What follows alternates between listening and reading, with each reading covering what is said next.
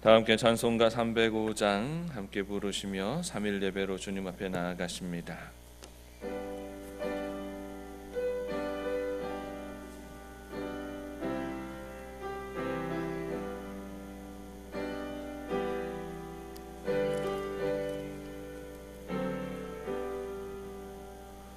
나 같은 죄인 살리신 주의 골라와 잃었던 생명 찾았고 광명을 얻었네. 큰 죄악에서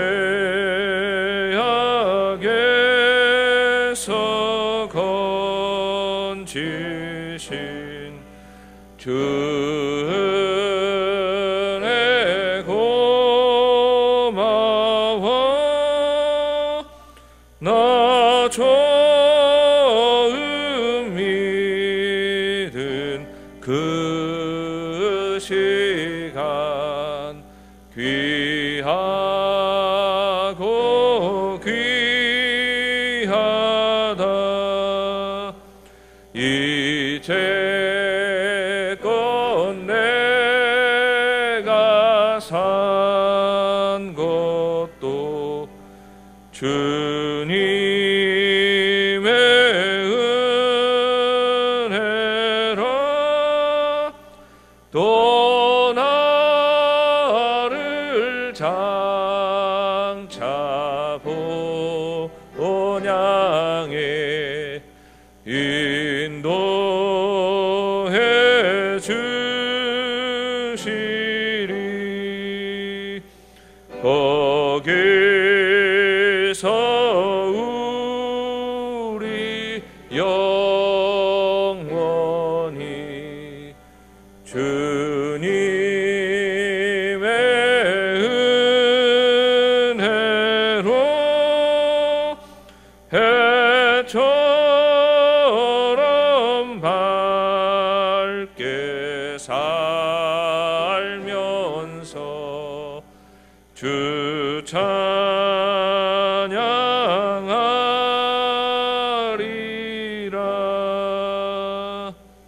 아멘.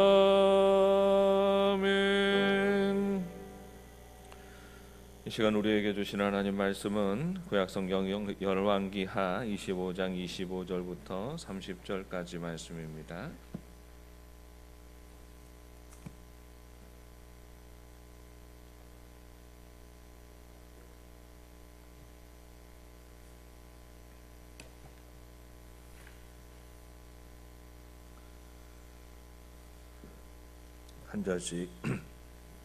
한 절씩 교독하시겠습니다. 열왕기하 25장 25절부터 30절.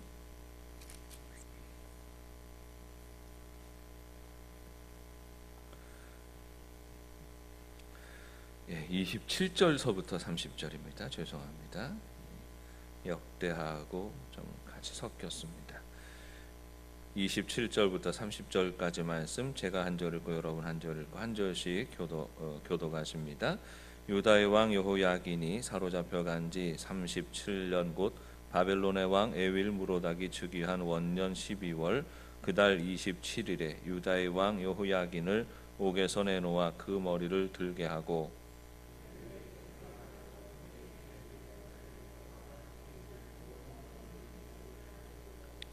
그 죄수의 의복을 벗게 하고 그의 일평생에 항상 왕의 앞에서 양식을 먹게 하였고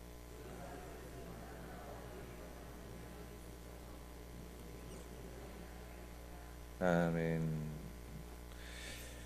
이스라엘 백성들이 하나님 앞에서 잘 살았으면 좋았었는데 그러나 이스라엘 백성들이 그렇게 하지 못하였습니다. 저들 사이에 우상 숭배가 시작이 되고 이스라엘 백성들이 점차적으로 하나님을 떠나가게 되었지요. 북왕국 이스라엘은 일찍부터 우상에 매어서 하나님 앞에 악한 범죄를 저지르고 살아가다가 결국은 북왕국 이스라엘이 먼저 멸망하게 되고, 그리고 얼마 안 지나서 약 한 150년 정도 시간을 더 끌게 되지만 남왕국 유다도 결국은 바벨론에 의하여서 멸망하게 됩니다. 이 바벨론이 예루살렘을 침공한 것은 2번 침공하여서 2번 다 예루살렘 성을 함락하게 되지요. 1차로 침공했을 때는 여호야긴 왕 때에 바벨론 군대가 예루살렘 성을 에워싸고 함락합니다. 항복을 받아내고, 그래서 여호야긴 왕은 바벨론으로 사로잡아 가고, 이때에 다니엘을 비롯하여서 이스라엘의 많은 그 귀족의 자녀들과 많은 포로들이 1차적으로 바벨론 포로를 시작하게 되는 것입니다. 그렇게 1차 침공하여서 예루살렘을 함락시키고 나서 여호야긴 왕을 잡아가고, 그리고 그의 숙부였던 마따니아, 숙부라고 하지만 나이는 한 3살 차이 정도 납니다. 3살 많은 숙부인 마따니아의 이름을 바벨론식으로 시드기야라 이름을 개명을 시켜주지요. 이름을 그렇게 바벨론식으로 지어줄 때의 의도는 무엇이겠습니까? 너는 이제부터 바벨론을 섬기는 나라의 왕이다, 이런 의미가 있는 것이거든요. 그래서 이 바벨론 왕에게 충성하고 위치를 잘 지키는 그런 그 왕의 사명을 주고 바벨론 군대는 떠나가게 되는 것입니다. 그러나 시드기야 왕이 주변의 신하들과 그를 따르는 무리들의 영향을 받을 때에 바벨론을 배신하게 되지요. 오래전서부터 우리는 애굽을 섬겼으니까 애굽의 힘을 의지하여서 반 바벨론 진영에 서서 우리가 이겨야 된다 하는 이런 주장들의 귀를 기울이게 되고, 결국은 바벨론을 배신하게 됩니다. 그래서 느부갓네살 왕이 다시 또 침공을 하게 되지요. 이 시드기야 왕 제9년에 이 바벨론의 군대가 다시 예루살렘을 침략하게 되는데, 2번째 침략할 때가 되니까 완전히 이 사람들이 화가 났지요. 완전히 화가 날 대로 화가 나서 이제 예루살렘 성을 완전히 헐어버리게 되는 겁니다. 1차 침공에서는 그렇게 하지는 않았어요. 그거는 아수르가 하는 방식이었지 바벨론의 방식이 아니었기 때문입니다. 그래서 사람만 잡아가고 친바벨론 국가의 그런 명맥을 유지할 수 있도록 이스라엘이라고 하는, 유다라고 하는 나라 자체는 남겨놓았었습니다. 그런데 2번째 침공에서는 이게 안 되는 거예요. 그래서 완전히 이 성을 헐어버리고 왕궁과 성정도 다 헐어버리고, 고관들 귀족들의 집이었던 좀 예루살렘 성 안에 있었던 좋은 집들도 다 헐어버리게 됩니다. 완전한 파괴가 일어나게 되는 거지요. 이 전쟁의 막바지에서 이 시드기야는 끝까지 항복하지 않습니다. 예레미야의 권유를 듣지 않지요. 선지자의 말을 듣지 않고 결국은 인간적인 생각을 가지고 끝까지 잔머리를 쓰다가 결국은 그것 때문에 망합니다. 몰래 자기의 측근들만 데리고 이 포위망을 뚫고 도망치다가 결국은 사로잡히게 되는 것이고, 자기가 보는 앞에서 아들들이 다 처형당하는 것을 보고 자기는 그 다음에 2눈을 뽑혀서 바벨론으로 사로잡혀 가게 되고 거기에서 죽게 되는 것입니다. 어떻게 보면 이스라엘의 역사라는 것이, 유다의 역사라는 것이 시드기야 왕 11년을 마지막으로 이제 왕조가 끝나고 나라의 운명이 다 무너지게 되는 것이지요. 이제는 나라가 없어져 버리는 그런 상황이 되는 것입니다. 그리고 잊혀지게 되지요. 잠시 잊혀지는데 1차 침공 이후 37년 만이니까 예루살렘이 다 무너지고 난 다음에 25년, 26년 만에 이 다시 참 놀라운 은혜가 사로잡혀 갔던 이스라엘 백성들 안에 나타나기 시작합니다. 시드기야 왕 때에 멸망당하고 시드기야의 2눈이 뽑혀서 사로잡혀 갔다는 것으로 끝나는 게 아니라, 그리고 여호야긴이 사로잡힌 지 37년 만에 여호야긴이 옥에서 놓이게 되고, 또 이 에윌무로닥이 바벨론 왕이 여호야긴 왕을 다시 신분을 회복시키고 이스라엘 백성들의 공동체를 회복시켜 주었다라고 하는 긍정적인, 나름대로 긍정적인 기사가 마지막 장 4절에 기록되어져 있는 것이지요. 그러면서 이 하나님의 하시는 일이 결국은 인간적인 시각으로 보면 완전히 멸망하고 완전히 무너지고 파괴되는 것 같지만, 그때에 다시 하나님이 일하시고 하나님이 회복하시고 하나님이 치유하시는 일을 시작하고 계시다라고 하는 사실을 보여주고 있는 것이지요. 37년 만에 나이 55세가 된 유다 왕 여호야긴이 신분이 회복되어집니다. 왕은 유다의 왕에게 정중하게 대해주고 유다 민족들은 바벨론 땅 안에서 보호받는 집단을 이루게 되는 것입니다. 거기서 다시 회복을 꿈꾸게 되고, 이제 그때의 메시아 사상이 나타나게 되고, 이제 하나님께서 약속하셨던 70년 기한이 차면 다시 저들의 본토로 돌아가게 하신다는 이 약속의 말씀을 소망 중에 품게 되는 것입니다. 어떻게 이런 극적인 변화가 만들어지는 것일까요? 다 망하고 사로잡혀 갔는데, 그러나 세월이 지나니까, 세월이 지나는 중에 이스라엘 백성들에게는 다시 은혜가 임하여서 이스라엘의 거룩한 공동체를 하나님께서 포로된 바벨론 땅 안에서 지켜주시고 다시 돌아갈 소망을 주시는데, 어떻게 이런 변화가 만들어지는 것일까요? 시드기야는 두 눈이 뽑혀서 바벨론으로 사로잡혀 갔는데 거기에서 그만 비참하게 죽습니다. 그런데 여호야긴은 다시 은혜를 얻고 왕의 존귀함을 회복하게 되는 것이지요. 왜 시드기야는 그렇게 죽어가고 왜 여호야긴 왕은 같은 핏줄이고 삼촌과 조카 사이이지만 왜 여호야긴 왕은 다시 회복되는 또 그 은혜를 얻을 수 있었을까요? 우리는 다른 어떤 이유로도 설명할 수 없는 일들에 대해서 단 한 가지 이유를 생각하게 됩니다. 그것이 하나님의 섭리이고 하나님의 은혜이다라는 것이에요.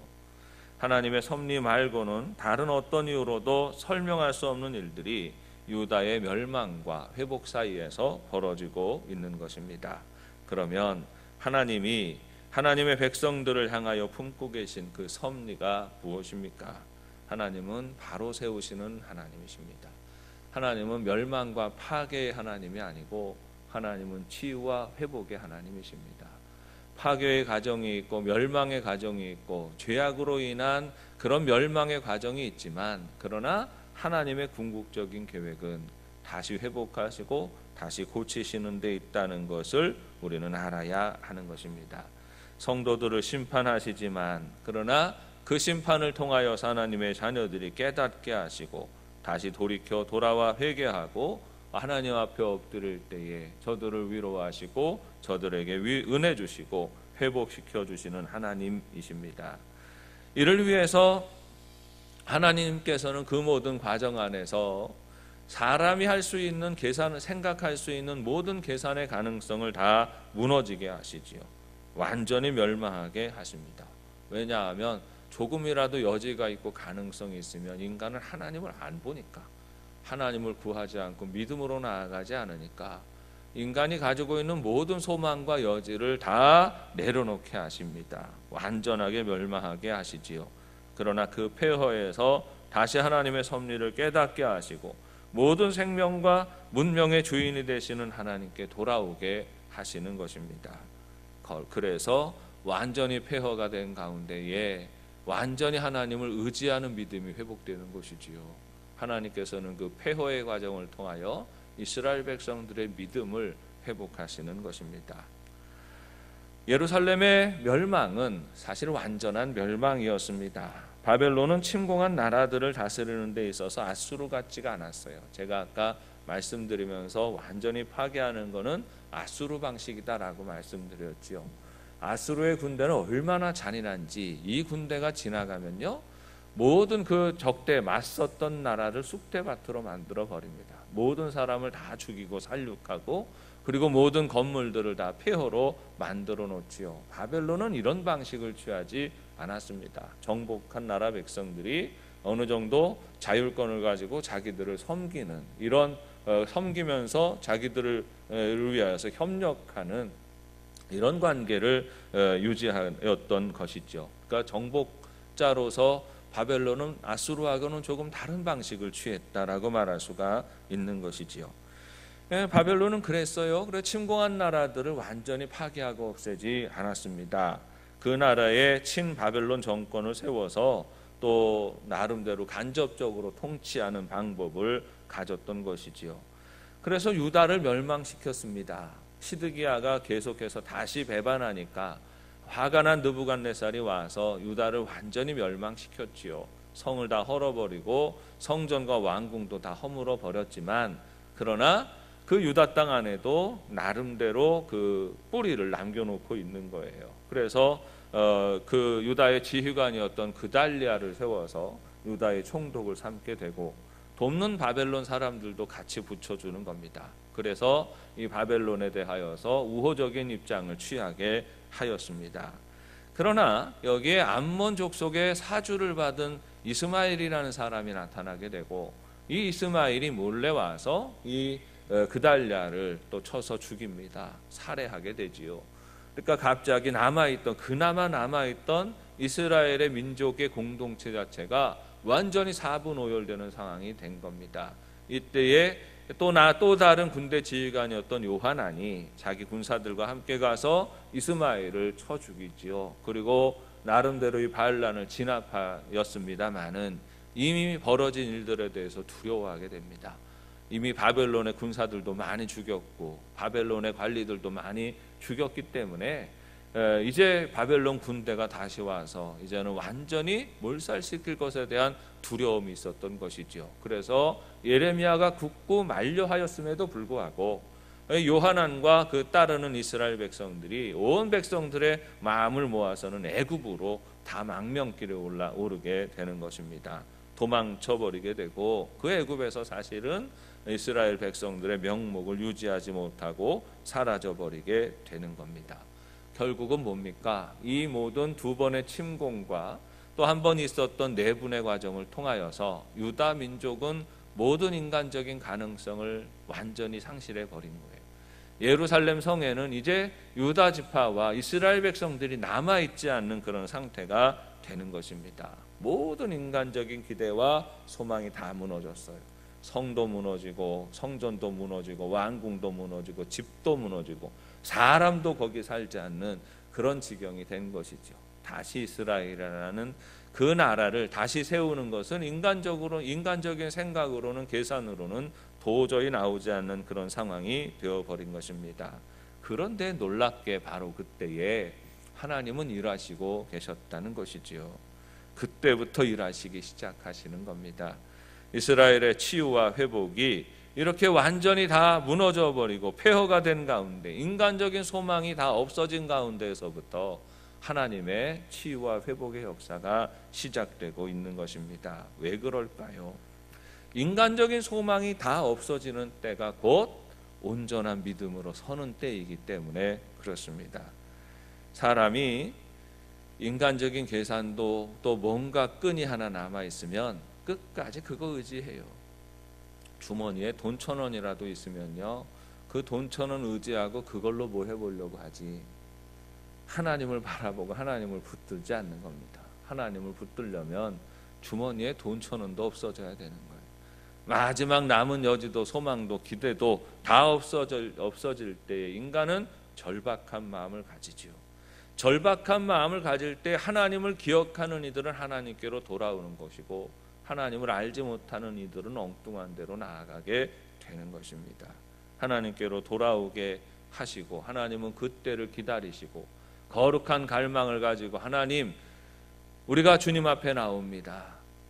죄인이지만 주님 앞에 나옵니다. 두 손 두 발 다 들고 내가 이제 하나님만 의지하며 나아갑니다. 항복하고 나오는 하나님의 백성들을 기다리고 계시는 것입니다.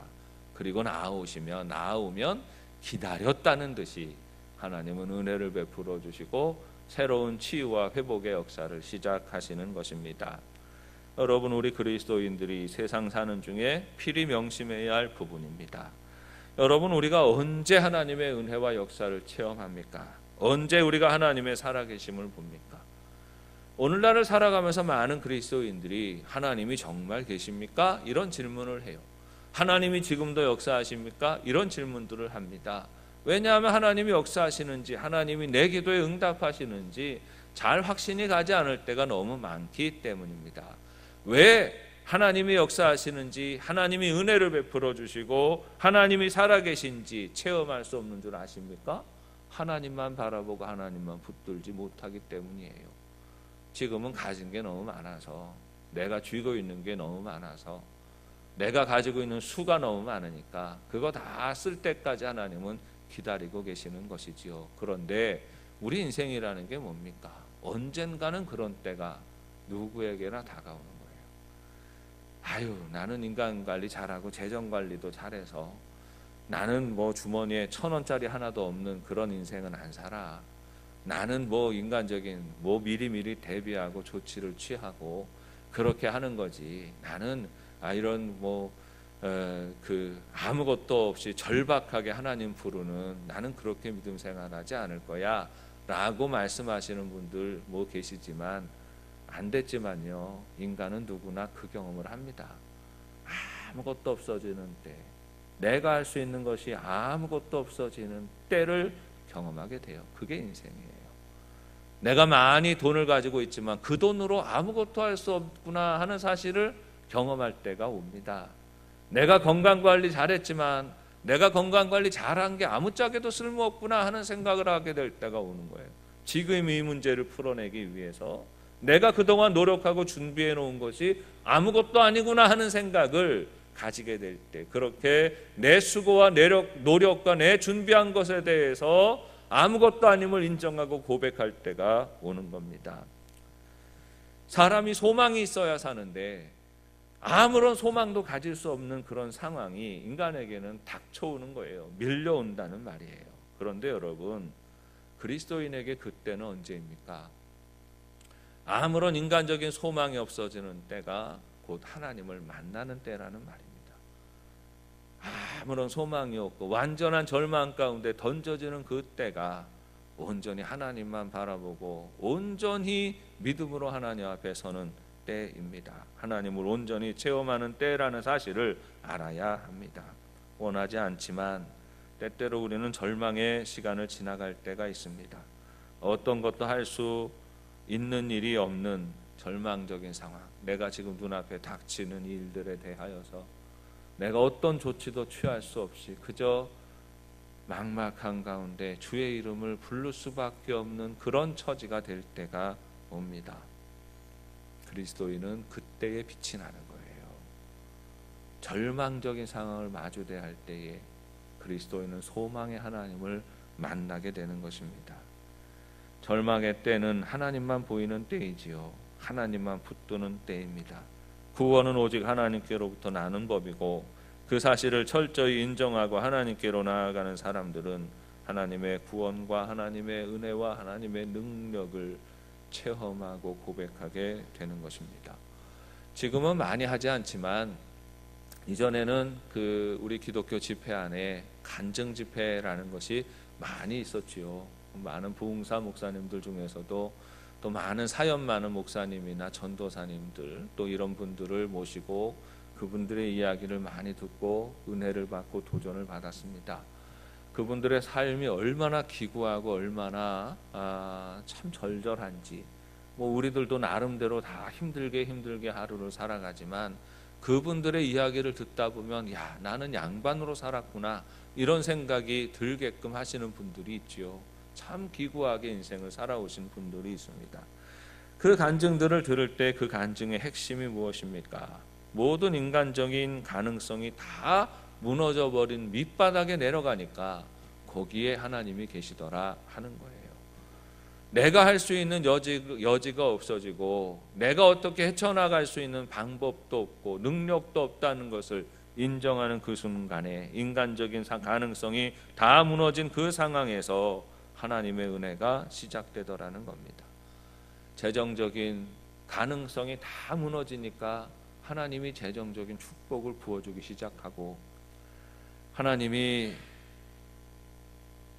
건강에 대한 모든 자랑이 다 무너지니까 하나님 육신의 강건함을 하나님이 회복해 주셔서 육신의 건강을 통하여서도 하나님의 은혜를 회복하게 되고, 인간관계 안에서 여기저기서 깨지고 상하여서 아무런 소망도 없을 때에 또 하나님 앞에 절박하게 기도하니까 하나님께서 새로운 관계들을 풀어주시고 열어주셔서 우리의 숨통을 트이게 하시더라라는 고백을 하게 되는 겁니다. 대부분의 간증자들의 고백은, 간증은 그 구조를 가지고 있어요. 다르지 않습니다. 인간은요, 아주 조그마한 가능성이 있으면 그걸 바라봅니다. 물에 빠진 사람은 지푸라기 잡죠. 지푸라기 잡아도 살아남을 수 없습니다. 그게 버텨주지 못해요. 그런데 지푸라기라도 있으면 지푸라기 잡는 게 인생이지, 물에 빠졌다고 하나님 살려주세요 라고 말하지 않는다는 말이에요. 이게 인간이 가지고 있는 완악한 모습입니다. 살아나려면 어떡합니까? 그 손에 붙들고 있는 지푸라기도 없는 상황이 되어야, 비로소 그때가 되어야 인간은 하나님을 부르게 된다는 겁니다. 그런데 하나님의 역사는 바로 이렇게 절박하게 하나님을 바라보고 부를 때에 일어나는 것이지요. 하나님만 의지하고 온전히 고백하기를, 하나님이 나의 힘이 되시고 유일한 소망이 되십니다 하는 이 고백이 있어야 하나님의 능력이 나타나는 것입니다. 사랑하는 여러분, 우리 성도가 세상 사는 법이 그러하지요. 평상시를 살아갈 때는 율례와 법도를 지키며 살아가면 됩니다. 어떻게 살아가는지 알지요. 말씀 안에서 하나님이 원하시는 바와 그렇지 못한 바를 분별하며 살아가면 되는 것입니다. 그런데 여러분, 위기의 상황이 오면 어떻게 해야 합니까? 때때로 우리 모두가 다 밑바닥에, 인생의 밑바닥에 떨어지는 것 같고 절망감에 사로잡힐 때가 되면 기억하십시오.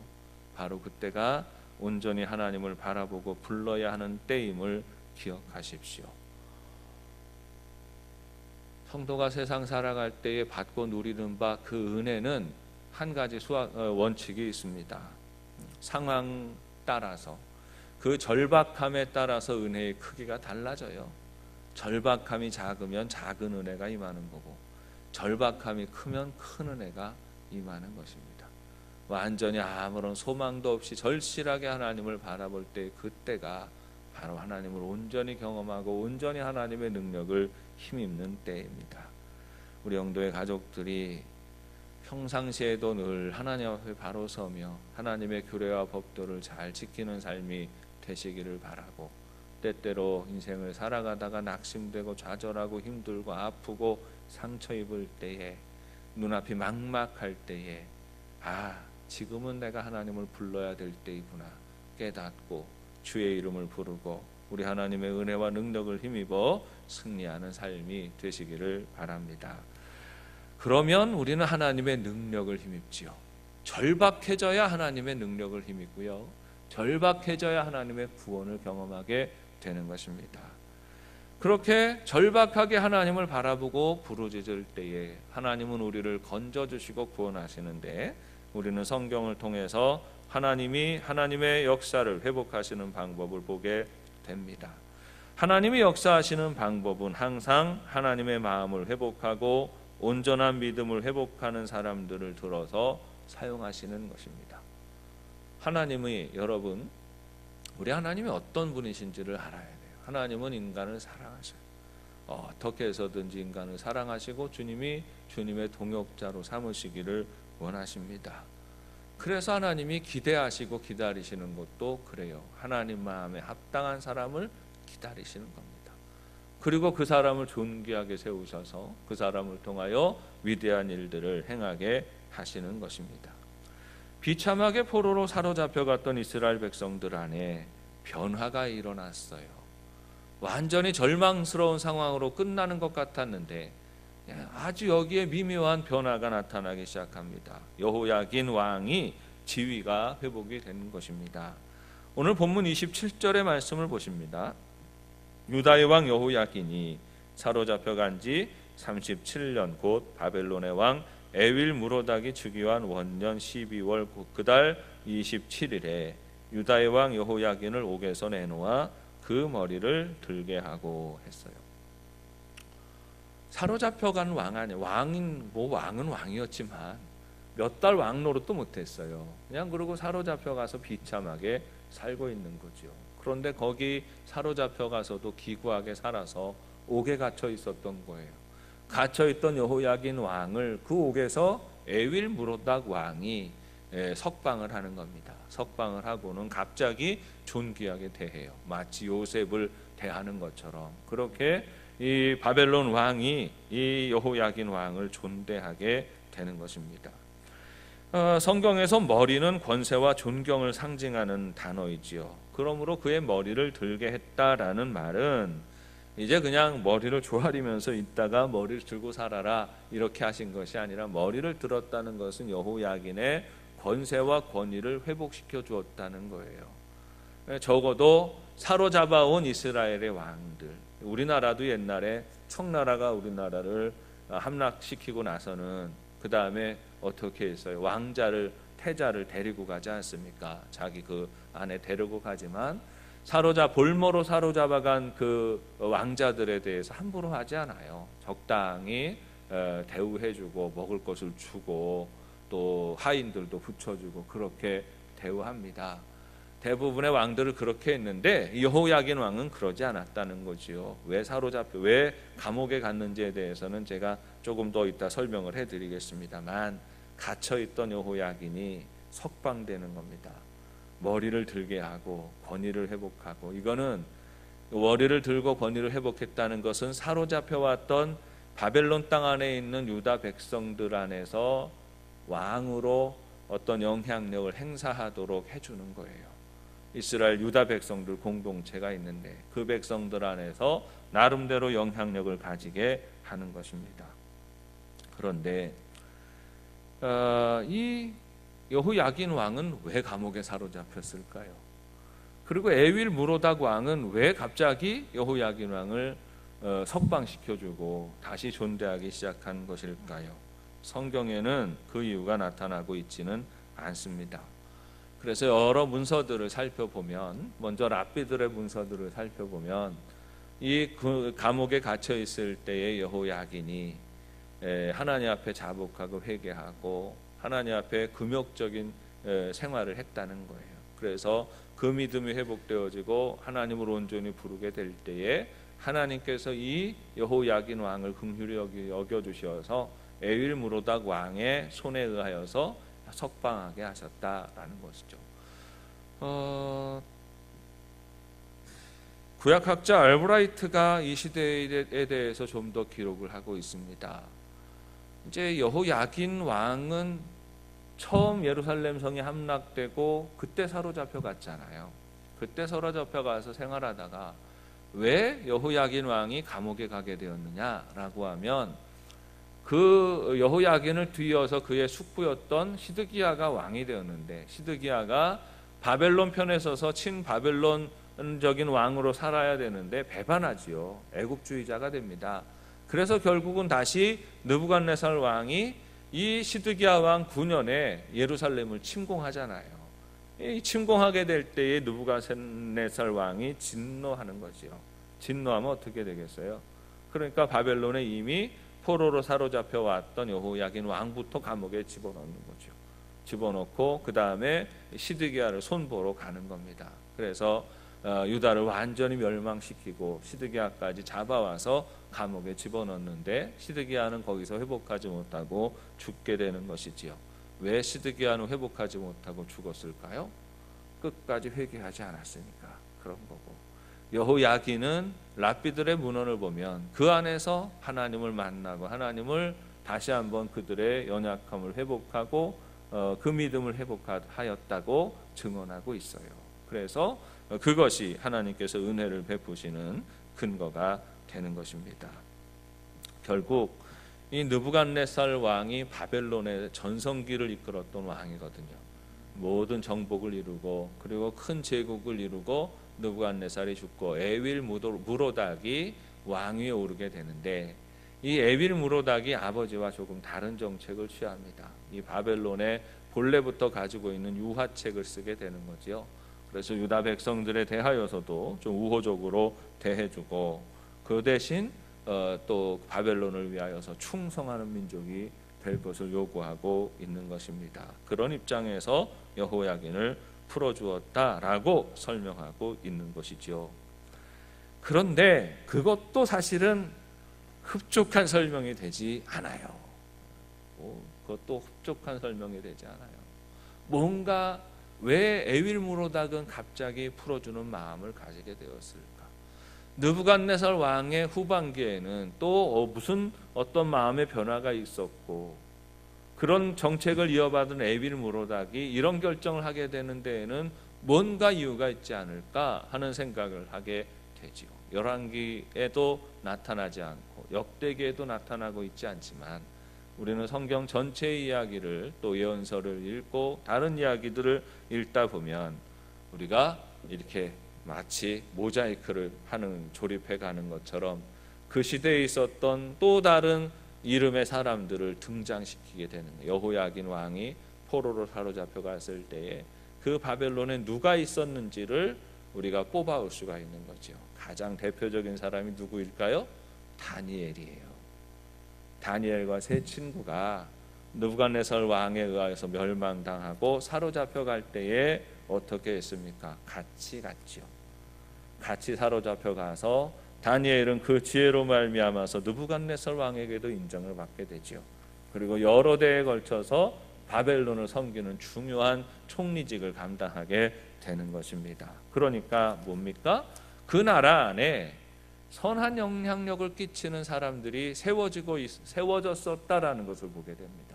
다니엘 같은 사람들, 사드락과 메삭과 아벳느고 같은 사람들, 또 그 시대에 또 있었던 이후에 모르드게 같은 사람들, 신실한 하나님의 사람들이 있었고, 그 사람들이 나름대로 자기 삶의 자리에서 선한 영향력을 끼치고 있었다는 것입니다. 포로로 사로잡혀간 이들이 하나님을 바라보는 그 믿음을 회복하고 각자의 자리에서 최선을 다해서 살아가기 시작할 때에 하나님은 바로 그 사람들을 통하여서 나라와 민족을 회복하시는 이 구원의 역사를 만들어가기 시작하시는 것입니다. 결국은요, 역사를 망가뜨리는 것도 사람이 망가뜨리죠. 이스라엘이라는 역사를, 그 풍요롭고 복된 역사를 멸망하고 패망하고 폐허가 되는 역사로 만든 것도 사람이에요. 하나님을 떠나가고 하나님을 등지고 우상 섬기는 것을 즐거워하였던 그 사람들로 말미암아 역사가 망가졌지요. 그런데 하나님께로 돌아오는 사람들이 바로 역사를 바로 세우는 사람도 되는 겁니다. 역사를 망치는 것도 사람이고 역사를 바로 세우는 것도 사람인 것이죠. 모든 회복의 시작은 하나님 앞에 신실한 하나님의 사람들이 회복되어지는 것으로부터 시작하는 것이지요. 하나님은 그래서 항상 사람들을 부르십니다. 신실한 사람들을 구별하시고 이 신실한 사람을 통하여서 역사를 다듬어 가시는 것입니다. 예수님께서 오셔서도 가장 중요하게 하신 일이 무엇이에요? 사람을 부르시는 것이죠. 베드로에게는 사람 낚는 어부가 되게 하리라, 이렇게 말씀하셨어요. 사람을 부르시고 제자를 삼으시고 그들에게 권능을 주셨습니다. 오늘날도 하나님 마찬가지죠. 오늘날도 하나님이 하나님의 선하신 역사를 이루어가기 위하여서 하나님께서 이 시대 가운데 하시는 일은 무엇입니까? 하나님의 사람을 부르시는 겁니다. 하나님의 사람들을 나오게 하시는 거예요. 하나님의 교회를 살리시기 위하여서, 주님의 교회가 다시 부흥하고 놀라운 역사를 써나가기 위하여서도 하나님이 제일 먼저 행하시는 일이 무엇일까요? 사람을 택하시고 사람을 부르시는 겁니다. 떠나갔던 사람들이 돌아오고 말씀 안에 순종하는 사람들이 세워지고 말씀만 온전히 바라보고 의지하는 사람들이 세워지게 될 때 그 사람을 통하여서 하나님은 위대한 일들을 행하시는 것입니다. 사랑하는 여러분, 오늘 하나님께서는 오늘도 우리를 택하시고 부르시는 하나님이십니다. 이 부르심에 응답하는 우리 영도 가족들이 되시기를 바랍니다.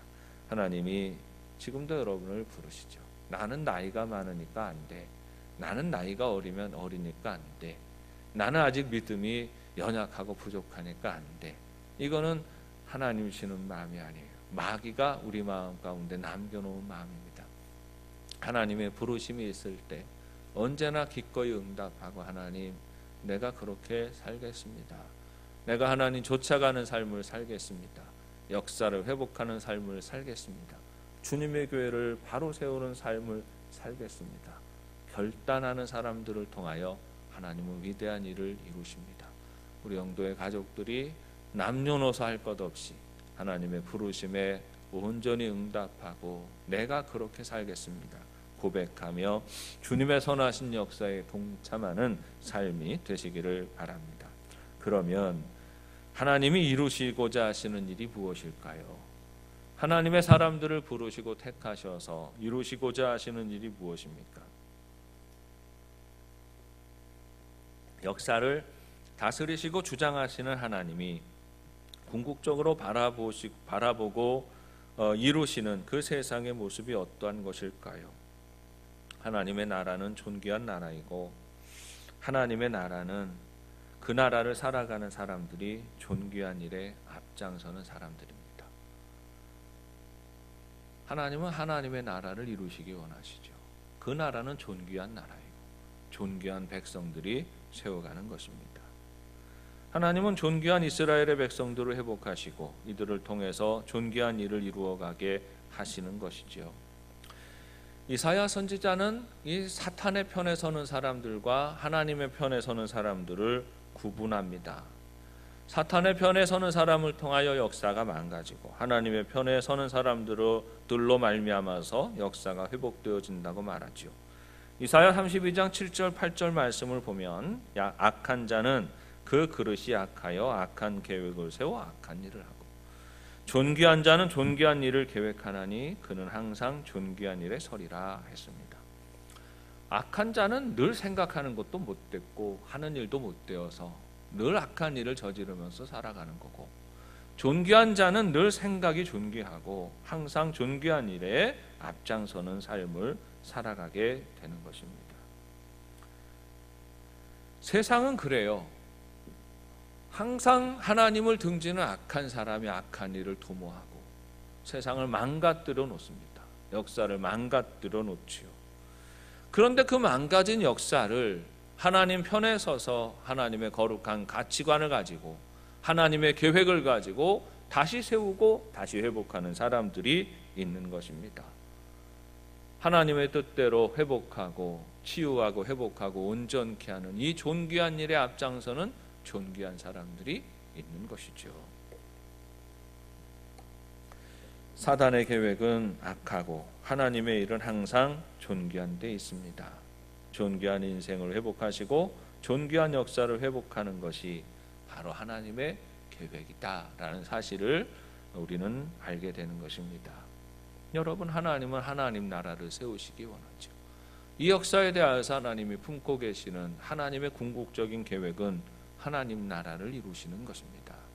그런데 이 하나님의 나라는 아름답고 존귀한 것입니다.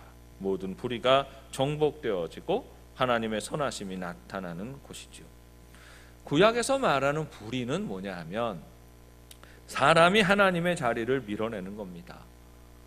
사람이 하나님의 자리를 차지하는 것이에요. 스스로 왕이 되고 스스로 통치하는 삶을 살아가는 것을 성경은 불의하다 이렇게 말하는 것이죠. 내가 주인 되고 인간의 정욕이 드러나고 무질서가 나타나고 파괴가 나타나는 삶이 되는 것입니다.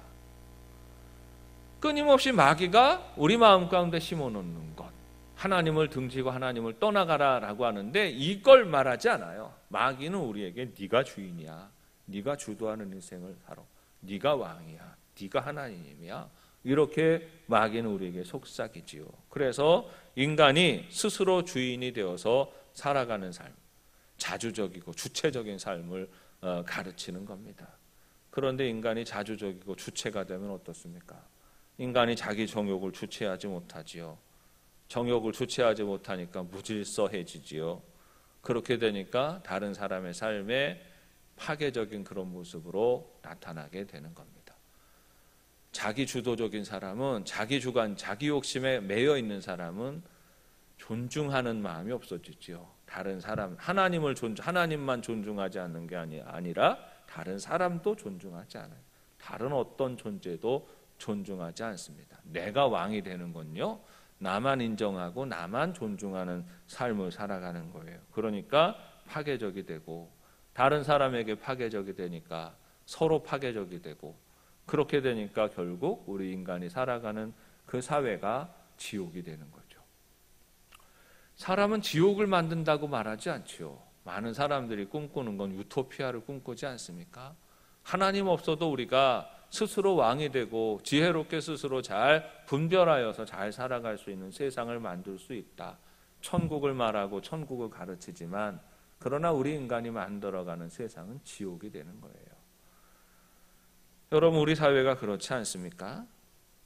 얼마 전에 서울의 한 수유동의 한 아파트 단지에서 아주 끔찍한 사고가 벌어졌습니다. 그 아파트의 경비원으로 일하던 어르신 한 분이 스스로 목숨을 끊었어요.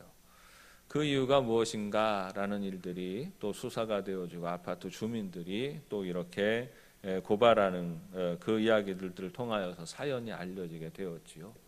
그 아파트에 아주 갑질하는 한 사람이 있었습니다. 그래서 이 경비원 아저씨가 대단히 성실하신 분임에도 불구하고 끊임없이 갑질을 하고, 때로는 새파랗게 젊은데 지 아버지 뻘 되는 분들을 손찌검을 하고 구타하고 하는 일들이 벌어졌었지요.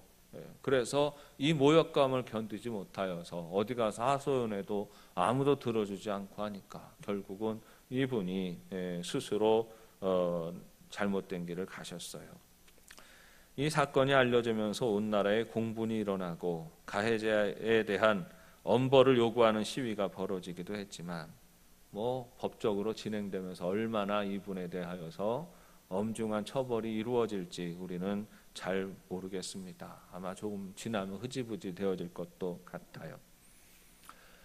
어디 그뿐입니까? 그거는 끔찍한 일이 나타나고 방송을 좀 타면서 언론에 밝혀져서 망정이지, 우리 사회 곳곳에서 이런 일들이 벌어지고 있지 않습니까? 비슷한 일이 우리 부산의 한 아파트 단지에서도 일어났지 않습니까? 그 아들이 그 경비하다가, 경비 일을 보다가 결국은 후진하는 차에 의해서 또 유명을 달리했는데, 그 아버지가 또 그곳의 경비원이었는데 그 아버지를 또 해임하라고 아파트 입주민회 장인, 구의원인가요? 시의원인가? 그렇게 또 갑질하다가 이것이 또 이슈가 되어서 또 문제가 되고는 했습니다. 문제가 되니까 수구리고 엎드리지, 갑질하는 사람들이 어디 내가 잘못했습니다, 내가 미안합니다 그렇게 얘기하는 경우 보셨습니까? 방송에나 타야 그래도 미안하다고 그러지, 속으로는 아마 재수가 없었다고 그렇게 생각할 거예요. 왜 그래요? 인간이 하나님의 자리를 차지해버려서 그래요. 하나님의 자리를 차지하고 스스로 왕이 되고 스스로 마음되는 삶을 살아가게 되니까 그러는 겁니다. 그렇게 되니까 자기가 왕은 어떻게 살아요? 자기 마음대로 살아가지 않습니까? 먹고 싶은 거 먹고, 누리고 싶은 거 누리고, 하고 싶은 짓 다 하고 살아가는 게 그게 왕이잖아요. 그렇게 생각하잖아요. 그러니까 돈 있는데 내가 왜 못해? 힘 있는데 내가 왜 못해? 그렇게 생각하고 살아가는 거 아닙니까? 버젓이 딸 같은 아이들하고 음란한 짓을 하기도 하고, 정말 상상할 수 없는 추잡하고 더러운 짓, 그냥 인간의 쾌락과 그 즐거움을 누리기 위해서 마음껏 저지르고 돌아다니는 거, 그거 우리 인간이 만들어가는 삶의 모습이잖아요. 하나님 밀어내고 하나님 자리 차지하고, 돈 좀 있다고 건강 좀 하다고, 세상에 힘 좀 있다고, 그래서 스스로 하나님이 되어서 만들어가는 세상이 그렇잖아요. 자기는 천국이라고 생각하면서 할지 모르죠. 그러나 그 사람들이 만들어가는 세상이 뭐가 됩니까? 지옥 아닙니까? 왜 사람들이 그렇게 악독해질까요?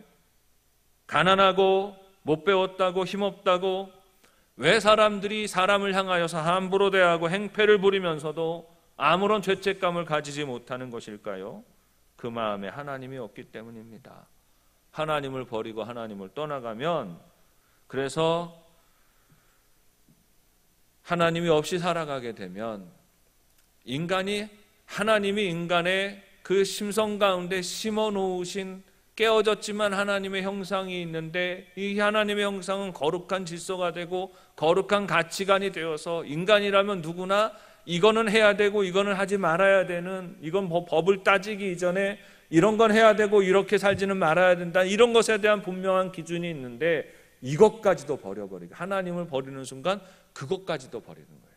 인간의 마지막 양심과 자존심까지도 버리게 되는 것입니다. 인간의 생명이 소중하다는 생각, 소유와 상관없이 한 인격은 존중받아야 한다는 생각, 남의 것을 훔치는 것은 죄이고 남의 몸을 상하게 하는 것도 죄이고 남의 마음을 아프게 하는 것도 죄라는 생각, 부모를 잘 공경해야 하는 것이 바른 길이고 부모를 공경하지 않는 것은 죄라는 생각, 음란하고 방탕하게 살아가는 그 삶은 죄라는 생각, 이건 하나님이 본능적으로 우리에게 심어놓으신 가치관이고 생각인데, 인간의 존엄성을 지켜가는 유일한 가치 기준인데, 하나님을 버리는 순간 그것도 버리는 거예요. 그저 지금 내가 즐겁고 지금 내가 만족하면 그게 행복이고 그게 이상적인 삶이라고 가르치는 이상한 그런 교육 현장이 되는 겁니다. 내 육신의 즐거움을 위해서 다른 사람이야 어찌되든지 상관없다고 생각하는 것은 결국 서로를 아프게 하고 상처를 입히고 다른 사람의 삶을 파괴하는 것입니다. 그래서 하나님을 떠나서 살아가는 사람들이 주도적으로 만들어가는 세상은 지옥이 되는 거예요. 그러나 역사는 항상 이중적이죠. 하나님을 밀어내고 스스로 하나님의 자리를 차지하는 악한 마귀가 조종하는 사람들도 세상에는 존재하지만, 그러나 여전히 나는 살아계신 하나님을 떠나지 않습니다. 내가 주님께로 돌아가고 나는 하나님의 은혜 안에 살기를 원하고 거룩한 질서를 지키기 원합니다. 시절의 흐름 속에서 고난당하고 어려움 당할수록 더욱더 그 마음을 품는 하나님의 사람들의 역사 속에는 함께 존재하지요. 이 사람들이 역사를 회복하는 사명을 가지게 되는 것입니다. 이 사람들이 다시금 하나님이 주인이 되시고 하나님이 왕이시고 하나님이 나를 창조하신 분이시고 나의 유일한 구원자가 되십니다라고 고백하는 사람들이 존귀한 사람들이고, 이 존귀한 사람을 통하여 하나님은 역사 속에 또 면면이 존귀한 일들을 행하시는 겁니다. 악인들로 말미암아 무너지고 지옥이 되어가는 그런 이 역사를 하나님은 존귀한 사람들로 말미암아 다시 천국으로 회복하시는 일들을 행하시는 것이지요. 존귀한 삶은 존귀한 가치를 세우게 됩니다. 항상 사랑하고 먼저 섬기고 인내하고 용서하고 거룩하게 살아가는 것이죠. 하나님의 편에 서서 하나님의 마음을 품고 살아가는 사람들은 항상 하나님의 거룩한 가치를 지키고 살아갑니다. 하나님의 사람들이 하나님의 마음을 지키고 하나님의 가치를 가지고 살아가는 방법을 예수님께서 우리에게 가르쳐 주셨는데, 존귀한 사람의 삶은 마치 한 알의 밀알과 같다라고 말씀하시는 것이죠.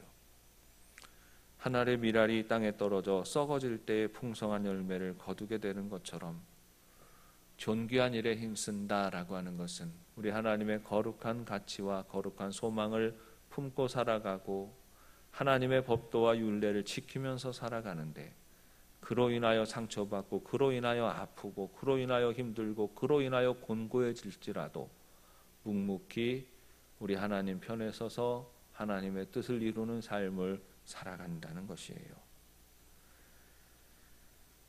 사랑하며 살고 섬기며 살고 용서하며 살고 거룩하게 살아가는 것이 세상의 영광을 담보하지는 않습니다. 그 삶이라는 것은 그냥 밀알이 썩듯이 썩어짐의 과정이 필요한 것입니다. 그러나 묵묵히 하나님의 사람들이 뭐 세상의 영광과 보상은 필요 없지요.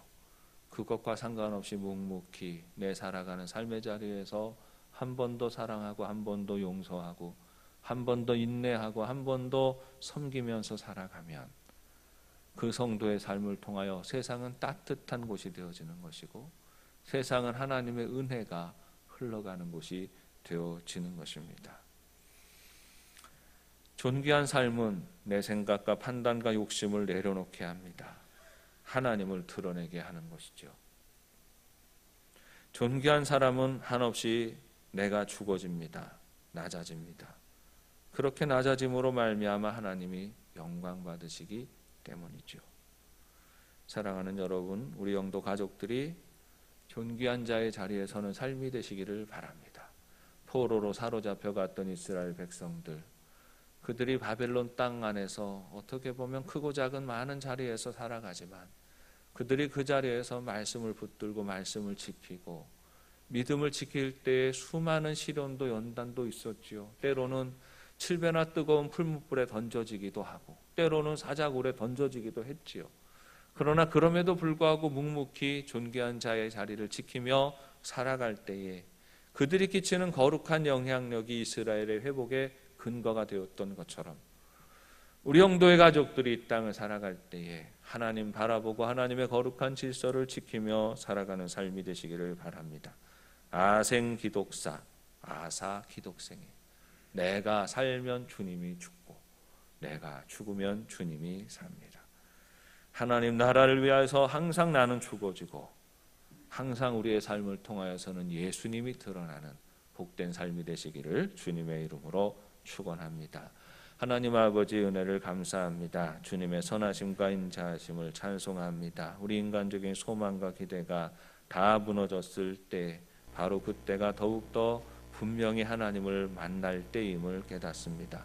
우리 영도의 가족들 일상의 날들을 살아가는 동안에 말씀을 기억하고 지키며 살아가게 하시고 때로 인생의 중요한 고비를 맞을 때가 되면 세상의 소망이 다 없어지고 기대할 것이 없어질 때에 아하 이때가 바로 내가 하나님을 만날 때이구나 기억하고 주의 이름을 부르고 주님의 능력을 힘입어 승리하는 삶이 되게 하여 주시고 하나님 주의 백성들 택하셔서 거룩한 일에 앞장서는 존귀한 자로 부르셨으니 주님의 거룩하고 복된 계획과 기대를 따라 존귀한 일에 앞장서는 복 있는 삶이 되게 하여 주옵소서. 예수님의 이름으로 기도합니다. 하늘에 계신 우리 아버지, 아버지의 이름을 거룩하게 하시며 아버지의 나라가 오게 하시며 아버지의 뜻이 하늘에서와 같이 땅에서도 이루어지게 하소서. 오늘 우리에게 일용할 양식을 주시고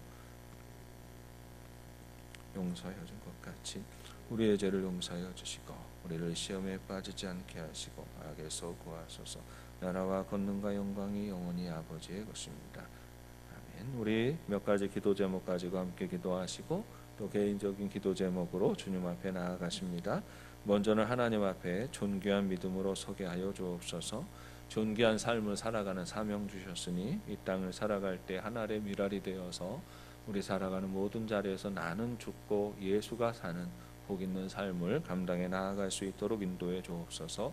내가 주도하는 인생이 아니라 성령님 나를 감동하시고 이끄시는 삶을 살아가기를 원합니다. 성령 하나님 온전히 나를 사로잡으시고 주장하여 주옵소서. 기도하십니다. 주님의 교회가 성령 충만하도록 기도하시고 거룩한 예배가 온전히 회복되어지도록 기도하십니다. 은혜관 건축이 순적하게 진행이 되어질 수 있도록 기도하십니다. 우리나라와 민족을 위해서 기도하실 때 하나님 이 나라 이 민족이 복음으로 온전히 하나 되는 나라가 되게 하여 주옵소서. 기도하십니다. 코로나19 슬기롭게 잘 극복하게 하여 주옵시고 다시금 하나님의 은혜 안에 일상의 기쁨을 회복하는 이 복도 허락하여 주옵소서. 기도하십니다. 다 함께 기도하십니다.